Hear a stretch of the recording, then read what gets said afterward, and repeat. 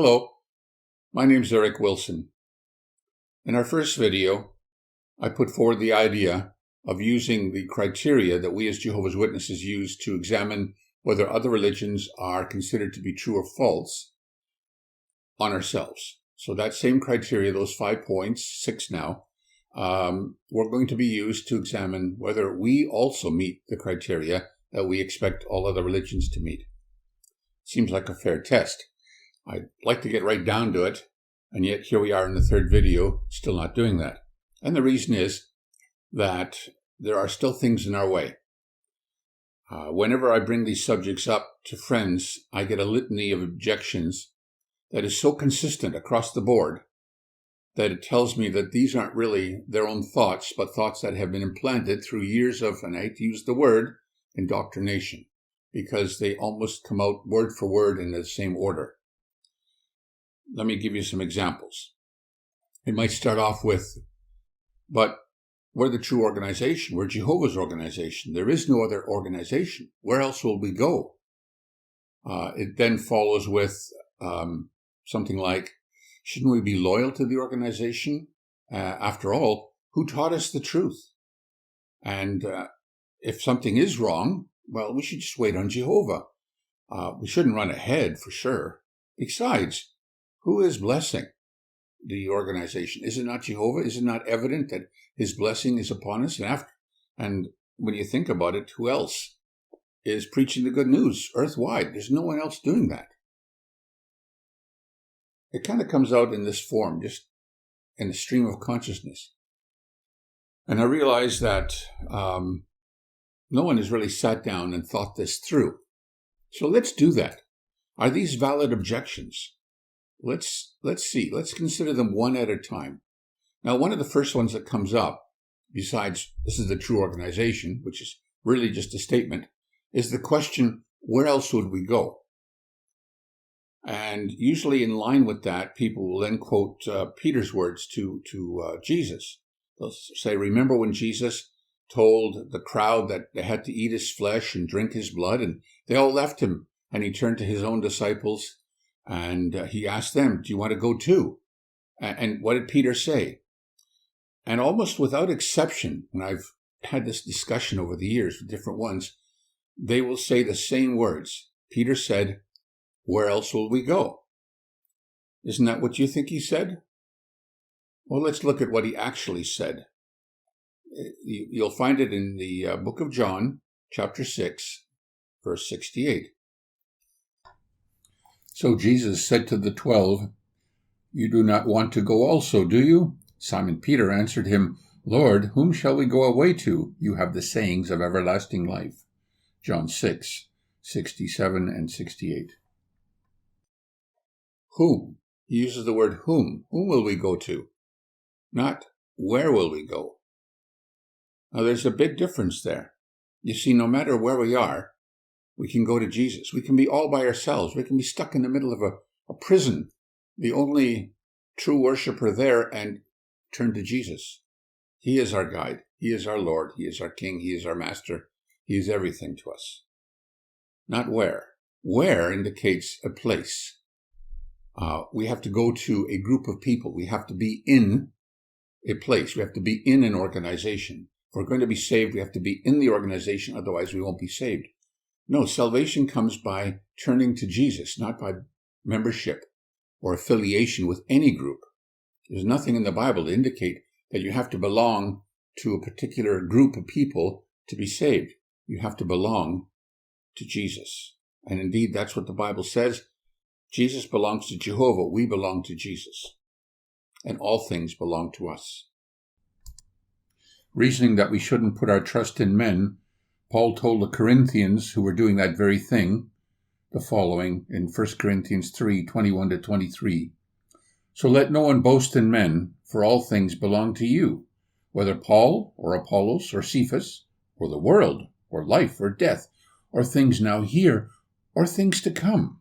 All things belong to you. In turn, you belong to Christ. Christ, in turn, belongs to God. Okay, so that's point one. But still, you have to be organized, right? You have to have an organized work. That's the way we always think about it. And that follows with another objection that comes up all the time. Jehovah has always had an organization. Okay, well, that's not exactly true, because up until the formation of the nation of Israel 3,500 years ago, he didn't have a nation or a people or an organization. He had individuals like Abraham, Isaac, Jacob, Noah, Enoch, going back to Abel. But he formed an organization in 1513 BCE under Moses. Now, I know there's going to be people who say, well, wait a minute. The word organization doesn't appear in the Bible, so you can't say he had an organization. Well, it's true, the word doesn't appear. And we can quibble about that, but I don't want to get into an argument over words. So let's just take it as a given that we can say organization is synonymous with nation, as synonymous with people. Jehovah has a people, he has a nation, he has an organization, he has a congregation. Let's just assume those are synonymous, because it really doesn't change the argument we're making. Okay, so he's always had an organization ever since Moses was the one who introduced the Old Covenant to the nation of Israel, a covenant which they failed to keep. All right, fine. Okay, so following that logic along, what happens when the organization goes bad? Because Israel went bad many times. It started out very nicely. They occupied the promised land, and then the Bible says that for actually a period of a few hundred years, each man did what was right in his own eyes. Now, that doesn't mean they did anything they wanted. They were under the law. They had to obey the law, and they did when they were faithful. But they did what was right in their own eyes. In other words, there was nobody on top of them telling them, no, you've got to obey the law this way. You have to obey the law that way. For example, the Pharisees in Jesus' day, they told the people exactly how to obey the law. On the Sabbath, how much work could you do? Could you kill a fly on the Sabbath? They made all these rules. But in the initial foundation of Israel, in those first few hundred years, the patriarchs were the head of the family, and each family was basically autonomous. What happened when there was disputes between families? Well, they had judges, and one of the judges was a female, Deborah. So it shows Jehovah's view of women is not perhaps what we consider women to be. He actually had a woman judge Israel. It's an interesting thought, something for another article or another video in a future time. But let's just leave it at that. What happened after that? They got tired of deciding for themselves, applying the law for themselves. So what did they do? They wanted a king. They wanted a man to rule over them. And Jehovah said, this is a bad idea. He used Samuel to tell them that. And they said, no. We'll still have a king over us. We want a king. So they got a king, and things really started to go bad after that. So we come to one of the kings, the king of the 10-tribe nation, Ahab, who married a foreigner, Jezebel, who induced him to worship Baal.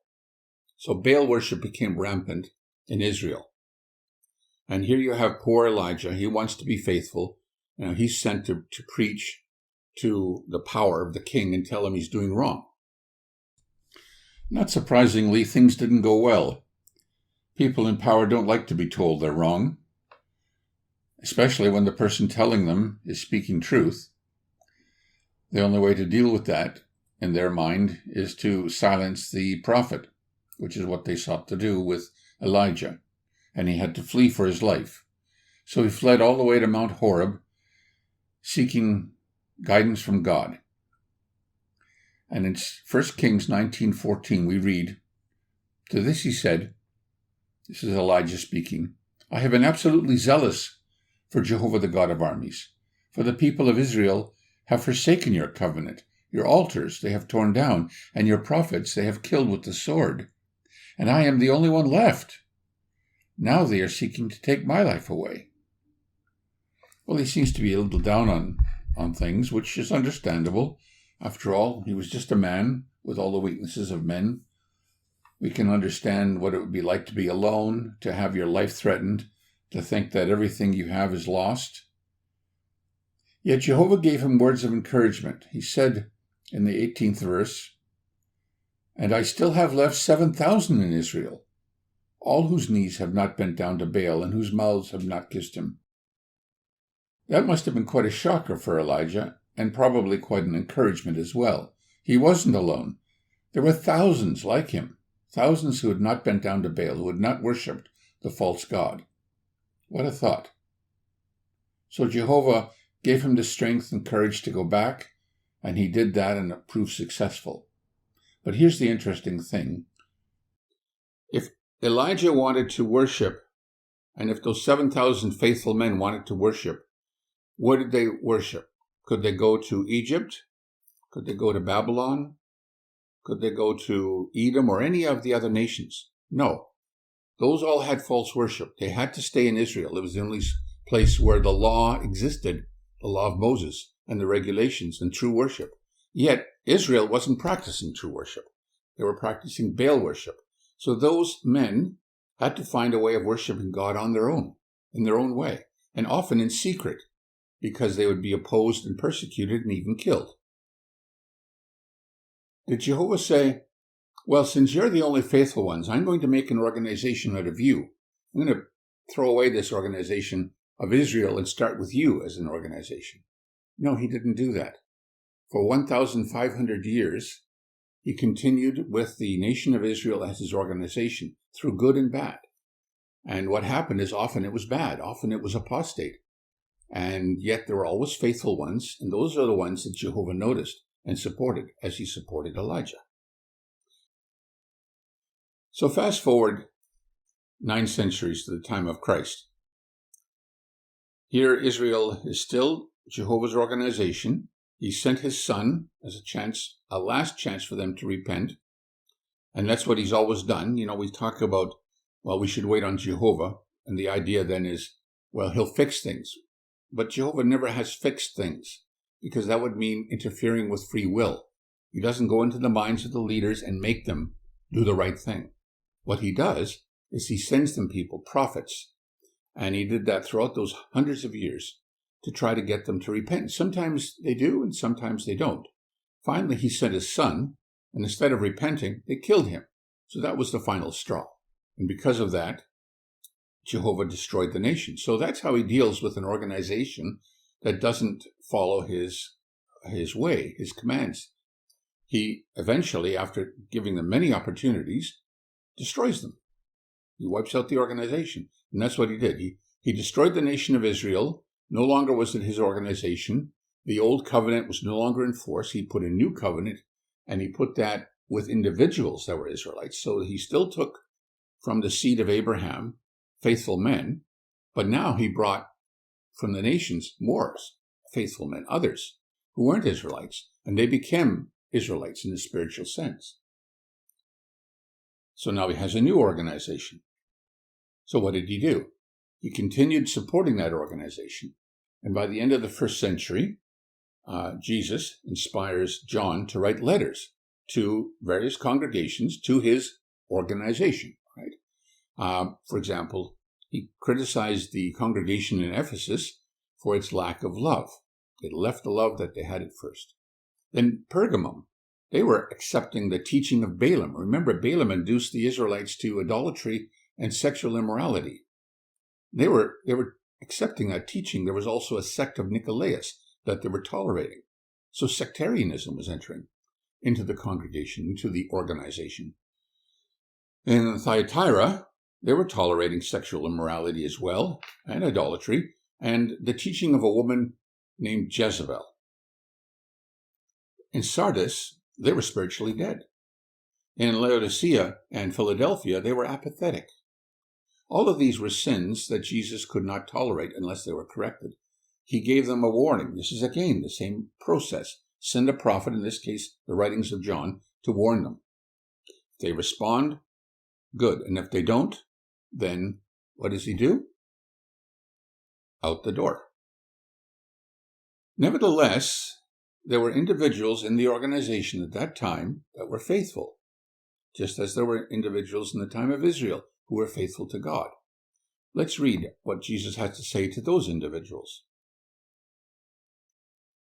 Nevertheless, You do have a few individuals in Sardis who did not defile their garments, and they will walk with me in white ones, because they are worthy. The one who conquers will thus be dressed in white garments, and I will by no means blot out his name from the book of life, but I will acknowledge his name before my Father and before his angels. Let the one who has an ear hear what the Spirit says to the congregations. Well, those words would apply to other faithful ones in the other congregations as well. Individuals are saved, not groups. He doesn't save you because you have a membership card in some organization. He saves you because you're faithful to him and to his Father. Okay, so we acknowledge that the organization now was the Christian congregation. That was in the first century. And we acknowledge that he, Jehovah, has always had an organization, right? Okay. So what was his organization in the 4th century? In the 6th century? In the 10th century? He's always had an organization. There was a Catholic Church. There was a Greek Orthodox Church. Eventually, then other churches formed and the Protestant Reformation came about. But during all that time, Jehovah always had an organization. And yet, as witnesses, we claim that was the apostate church, the apostate Christianity. Well, Israel, his organization, went apostate many times. There were always faithful individuals in Israel, and they had to stay in Israel. They couldn't go to other nations. What about Christians? A Christian in the Catholic Church who didn't like the idea of hellfire and eternal torment, who disagreed with the immortality of the soul as a doctrine of paganism, who said that the Trinity was a false teaching, what would that individual do? Leave the Christian congregation? Go off and become a Muslim? A Hindu? No. He had to remain a Christian. He had to worship Jehovah God. He had to recognize the Christ as his Lord and Master. So he had to remain in the organization, which was Christianity. Just like Israel had been. This was now the organization. So now we fast forward to the 19th century, and you have many people who are beginning to challenge the churches again. They form Bible study groups. The Bible Student Association is one of them, of various Bible study groups around the world that joined together, but still maintained their individuality because they weren't under anyone except Jesus Christ. They recognized him as their Lord. Russell was one of those who started to publish books and magazines, the Watchtower, for example, that the Bible students began to follow. All right, so did Jehovah look down and say, okay, you guys are doing the right thing, so I'm going to make you my organization, just like I made the 7,000 men who didn't bend their knee to Baal back in Israel my organization? No, because he didn't do it then, he didn't do it now. Why would he do that? He has an organization, Christianity.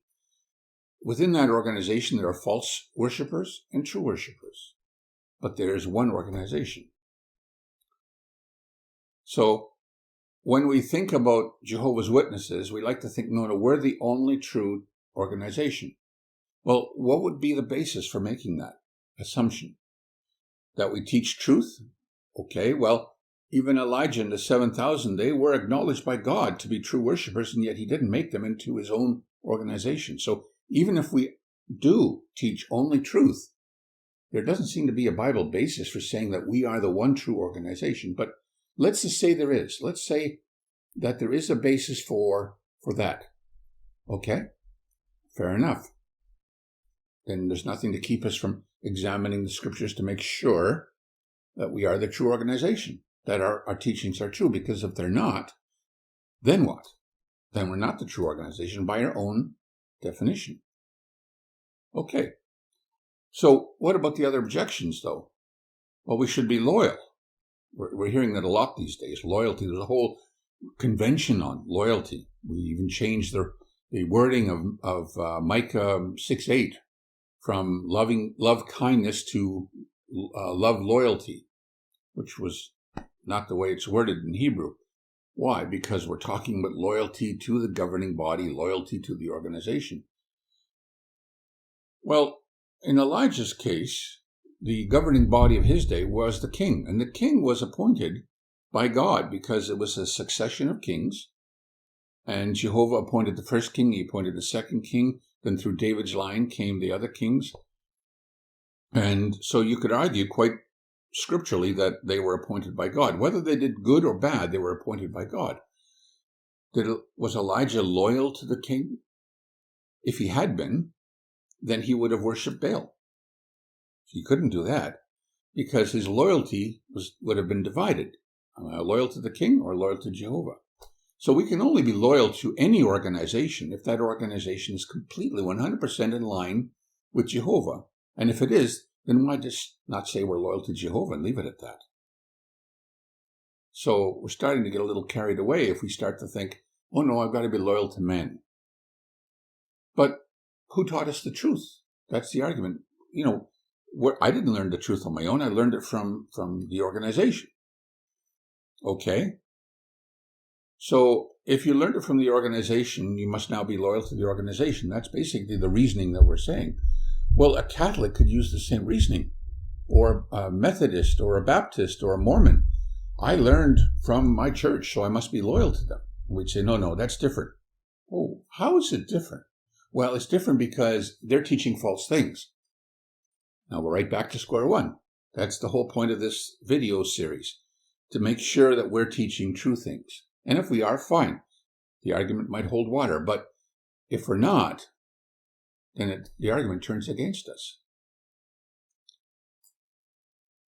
What about the good news? That's another thing that comes up all the time. It's the same story. Yes, we're the only ones preaching the good news worldwide. This ignores the fact that a third of the world claims to be Christian. How did they get to be Christian? Who taught them the good news over the centuries so that a third of the world, over 2 billion people, are Christian? Yeah, but they're false Christians, we say.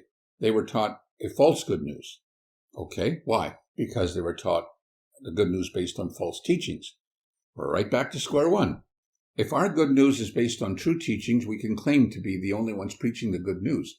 But if we're teaching falsehoods, then how are we different? And this is a very serious question, because the consequences of teaching the good news based on falsehood is very, very severe. Let's look at Galatians 1, 6-9. In his letter to the Galatians, Paul addresses a problem that existed back then and which has continued to exist right down to this day. In chapter 1, verse 6, he says, I am amazed that you are so quickly turning away from the one who called you with Christ's undeserved kindness to another sort of good news. Not that there is another good news, but there are certain ones who are causing you trouble and wanting to distort the good news about the Christ. However, even if we, or an angel out of heaven, were to declare to you as good news something beyond the good news that we declared to you, let him be accursed. As we have said before, I now say again, whoever is declaring to you as good news something beyond what you accepted, let him be accursed. So we come back to waiting on Jehovah. Okay, let's take a minute here and just do a little research about waiting on Jehovah. Oh, and by the way, I should mention that this is always tied in with my other favorite in this application, we shouldn't run ahead. Okay, running ahead means that we're coming up with our own doctrines. But if we're trying to find the true teachings of Christ, then if anything, we're running backwards. We're going back to the Christ, back to the original truth, not running ahead with our own thoughts. And waiting on Jehovah, well, in the Bible, let's just go to the Watchtower Library and see how it's used in the Bible. Now, what I've done here is use the words wait and waiting separated by the vertical bar, which will give us every occurrence where either of those two words exists in a sentence, along with the name Jehovah. There are 47 occurrences altogether, and to save time, I'm not going to go through all of them because some of them are relevant and some of them are not. For example, the very first occurrence in Genesis is relevant. It says, I will wait for salvation from you, O Jehovah. So when we say wait on Jehovah, we can use that in the context of waiting on him to save us. However, the next occurrence is in Numbers, where Moses said, wait there and let me hear what Jehovah may command regarding you. So that isn't relevant to our discussion. They're not waiting on Jehovah, but the two words do occur in the sentence. So to save the time of going through each and every occurrence and reading each one right now, I'm going to extract those that are relevant, that do relate to waiting on Jehovah in some sense. However, I do recommend you do this search yourself at your own pace to be sure that everything you're hearing is accurate according to what the Bible teaches. So what I've done here is paste in the scriptures that are relevant to our discussion for your review. And we've already read Genesis, waiting on Jehovah for salvation. The next one in Psalm is very much in the same vein, waiting on him for salvation, as is Psalm 33:18, where it talks about waiting for his loyal love. Well, his loyal love refers to his keeping of promises. As he loves us, he fulfills his promises to us. The next one also is the same idea, his loyal love, Psalm 33:22. So again, we're talking about salvation in that same sense. Keep silent for Jehovah, says Psalm 37:7, and wait expectantly for him. Do not be upset by the man who succeeds in carrying out his schemes. So in that case, if someone is deceiving us or abusing us or taking advantage of us in any way, we wait on Jehovah to fix the problem. The next one talks about, let Israel keep waiting for Jehovah is loyal in his love, and he has great power to redeem. So redemption, he's talking salvation again. And the next one talks about loyal love. The next one talks about salvation. So really, everything, when we're talking about waiting on Jehovah, everything relates to waiting on him for our salvation. So if if we happen to be in a religion that teaches falsehoods, the idea isn't that we're going to try to fix that religion. That's not the idea. The idea is that we remain faithful to Jehovah, loyal to him, which means we adhere to truth, just like Elijah did, and we don't deviate from the truth, even though those around us do. But on the other hand, we don't rush ahead and try to fix things ourselves. We wait on him to save us. Does all this scare you? Obviously, we are suggesting, though we haven't proven it yet, that some of our teachings are false. Now, if that turns out to be the case, we come back to the question, where else will we go? Well, we've already said we don't go anywhere else. We go to someone else. Well, what does that mean? You see, as a Jehovah's Witness, and I'm speaking from my own experience, we've always thought that we are on the one ship, the organization is like a ship, that is going toward paradise. It's sailing toward paradise. All the other ships, all the other religions, some of them are big ships, some of them are little sailboats, but all the other religions, they're going in the opposite direction. They're going toward the waterfall. They don't know it, right? So if suddenly I realize that my ship is based on false doctrine, then I'm sailing with the rest. I'm going toward the waterfall. Where do I go? See, the thought is, I need to be on a ship, because how do I get to paradise if I'm not on a ship? I can't swim the whole way. And then it suddenly struck me, we need faith in Jesus Christ. And what does faith enable us to do? It allows us, it enables us, it gives us the power to walk on water. We can walk on water. That's what Jesus did. He literally walked on water by faith. And he did that not in a showy display of power, but to make a very, very important point. With faith, we can move mountains. With faith, we can walk on water. We don't need anyone else or anything else because we have the Christ. He can take us there. And if we go back to the account of Elijah, we can see how wonderful this thought is, and how caring our Father is, and how interested he is in us on an individual level. At 1 Kings 19:4, we read this. He, that is Elijah, went a day's journey into the wilderness and came and sat down under a broom tree, and he asked that he might die. He said, "It is enough. Now, O Jehovah, take my life away, for I am no better than my forefathers." Now, what's astonishing about this is that this is in response to Jezebel's threat against his life. And yet, this man had already performed a number of miracles. He'd stopped the rain from falling. He defeated the priests of Baal in a contest between Jehovah and Baal, in which Jehovah's altar was consumed by fire from heaven. With all that behind him, you might think, how could this man suddenly become so miserable, so fearful? It just shows that we are all human. And no matter how well we do one day, the next day, we could be a totally different person. Jehovah recognizes our failings. He recognizes our shortcomings. He understands that we are just dust. And he loves us nevertheless. And that's manifest by what happens next.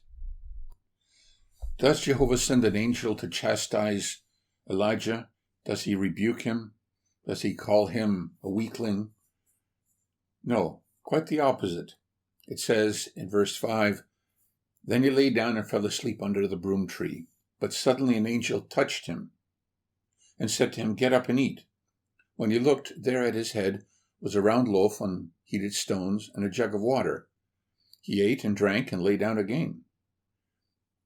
Later, the angel of Jehovah came back a second time and touched him and said, 'Get up and eat, for the journey will be too much for you.'" The Bible reveals that in the strength of that nourishment, he carried on for 40 days and 40 nights. So it wasn't simple nourishment. There was something special there. But what's interesting is that the angel touched him twice. Whether in doing so he infused Elijah with special power to carry on, or whether it was just simply an act of genuine compassion for a weakened man, we cannot know. But what we do learn from this account is that Jehovah cares for his faithful ones on an individual basis. He doesn't love us collectively. He loves us individually. Just as a father loves each and every child in his own way, so Jehovah loves us and will sustain us, even when we get down to the point of wanting to die. So there you have it. We'll now move to our fourth video. We'll finally get down to brass tacks, as they say. Let's start with something that kind of caught my attention. In 2010, the publications came out with a new understanding of the generation. And that was, for me, the first nail in the coffin, so to speak. Let's look at that. We'll leave that, though, for our next video. Thank you very much for watching. I'm Eric Wilson. Bye for now.